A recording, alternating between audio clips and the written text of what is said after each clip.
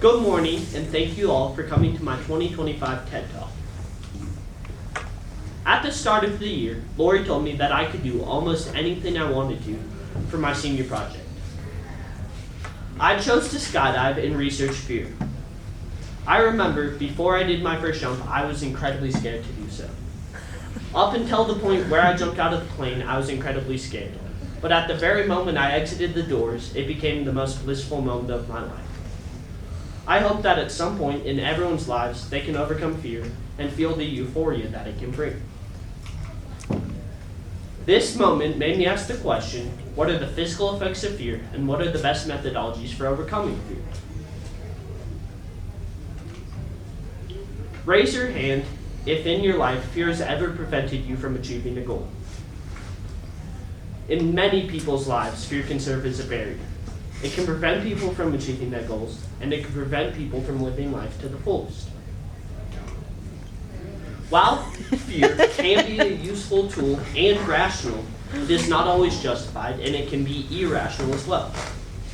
Unjustified fear is when the stimuli poses no threat to the person, and the level of avoidance and fear is unjustified. An example of this is this man who has a fear of butterflies. The butterfly can pose him no harm, and it doesn't have any diseases for him to be scared of, and yet he is still afraid. In the United States, specific phobias are incredibly common, with roughly 9.1% of the U.S. population suffering from a specific phobia.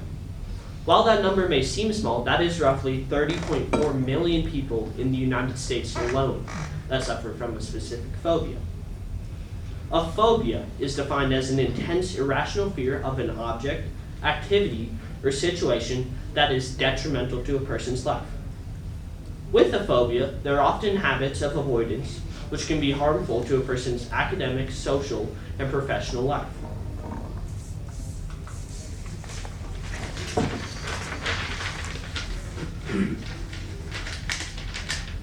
When researching fear, it is often important to define what fear is. Oftentimes, fear can be confused with anxiety, and although they are similar, they are still very different. Anxiety is anticipatory to stimuli. For example, let's say you had a fear of planes. Anxiety is what you would feel as you were sitting on the airplane, or as you were sitting in the waiting room, waiting to board your airplane. Whereas fear is a direct result of stimuli, and is what you would feel on the plane while you're flying through the air.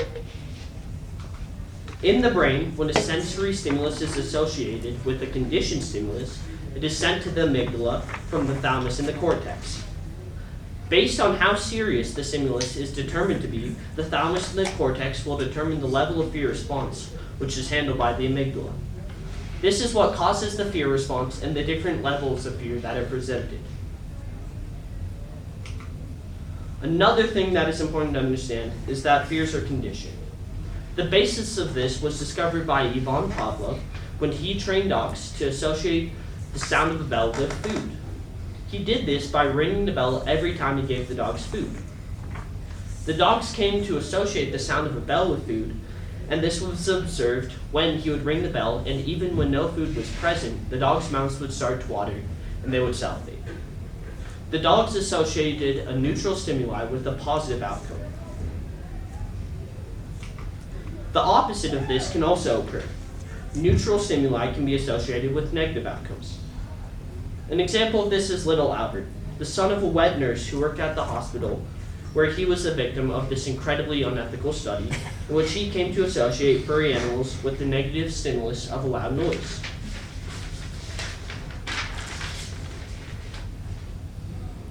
Before the loud noise was played, Albert displayed no fear of furry animals. Next, the doctor showed Albert these furry animals and played a loud noise. This greatly scared Albert. After this, when shown other furry animals, Albert became scared and showed signs of fear, such as this image where you can see him having the rabbit in front of him, and he is obviously petrified.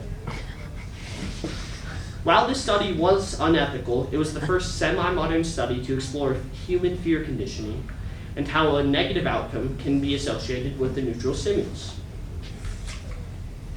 Another thing that is important to understand is that fear has many physical symptoms. These can include an increased heart rate, tremors, shaking, nausea, sweating, dizziness, muscle tension, and chest pain.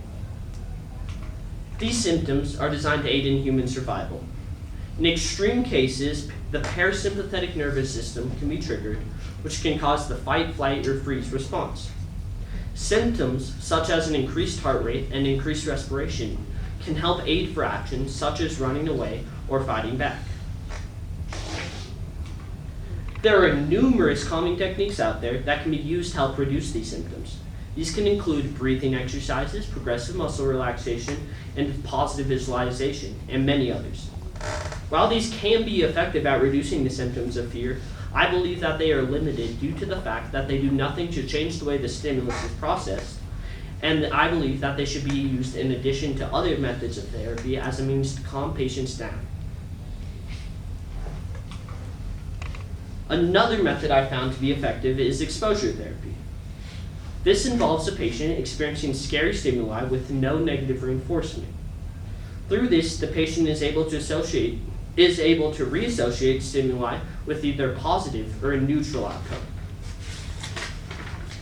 By doing this, they are able to overcome their fear. When conducting exposure therapy, it is incredibly important to have a fear hierarchy index. This is a list of stimuli that are ranked by what the patient considers least scary to most scary. For example, if you were to have a patient with a fear of snakes, you could first have them look at a picture of a snake. Then you could have them look at a real snake, and finally you could have them hold a snake. Gradual exposure allows for the patient to not get overwhelmed, and it can oftentimes make it easier for the patient to be exposed to fear-inducing stimuli. There are multiple types of exposure therapy. This includes in vivo exposure, which involves the patient experiencing stimuli in real life, such as holding a spider if you had a fear of spiders. This is best when the stimuli are readily available and the patient is willing to do so. There is imaginary exposure, which involves the patient imagining fear-inducing situations. This method is best used when stimuli are unavailable and when the patient is unwilling to try other methods. There is virtual exposure, which involves the patient experiencing stimuli in a virtual setting. This is best when other stimuli are unavailable and when the patient is able to tolerate being exposed. And finally, there is interoceptive exposure. This is when a patient undergoes fear-inducing physical sensations such as hyperventilation. This is done to demonstrate that although these sensations can be unpleasant, they are not dangerous. This is best used when there are physical sensations associated with the phobic situation or when the patient experiences panic attacks as a result of their stimuli. While all of these methods can be beneficial, I believe in vivo to be the most effective because it tends to be the most realistic to actual phobic situations. And it often is the most thorough when truly overcoming fear.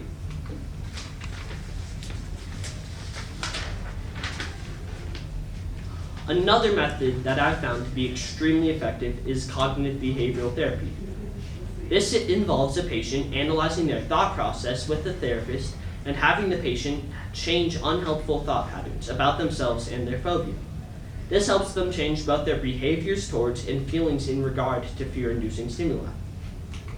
An example of the effects of CBT comes from a case study where cognitive behavioral therapy was used with a patient with social phobias. Through this, he was able to change unhelpful thoughts about himself and about his phobic situation. This is demonstrated through this quote, where his self-esteem increased and he was able to expose himself to more phobic situations.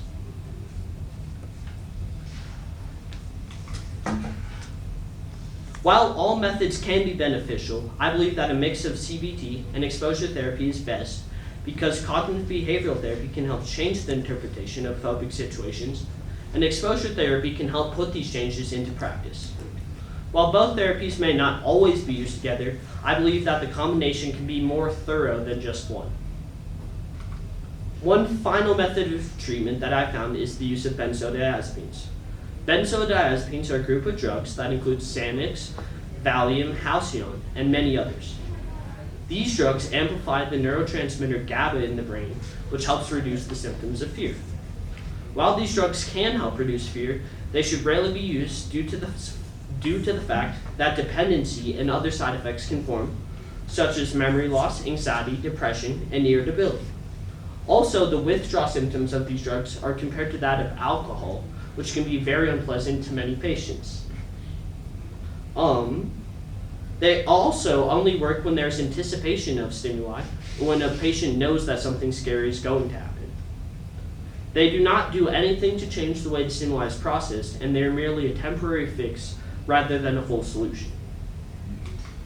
While few studies have been done, it is promising that D-cycloserine can help aid in the extinction of fear. When taken, this antibiotic can assist the NMDA receptor in the brain, which is responsible for aiding in learning and mental plasticity.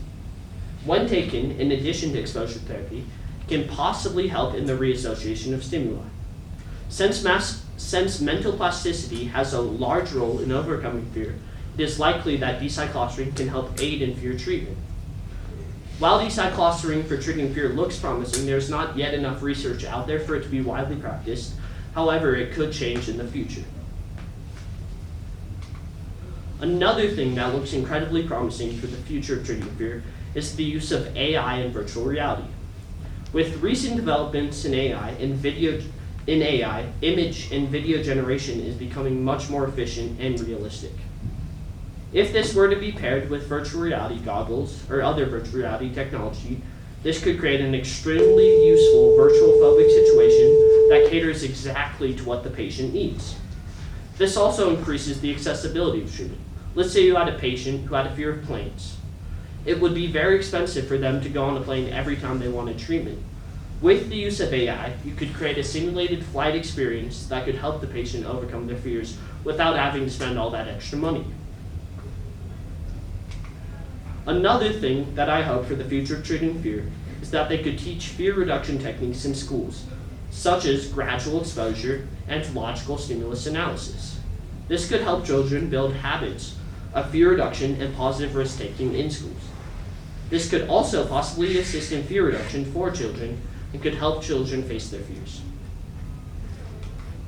The nature of emotions is that they are quite subjective, and everyone experiences them differently.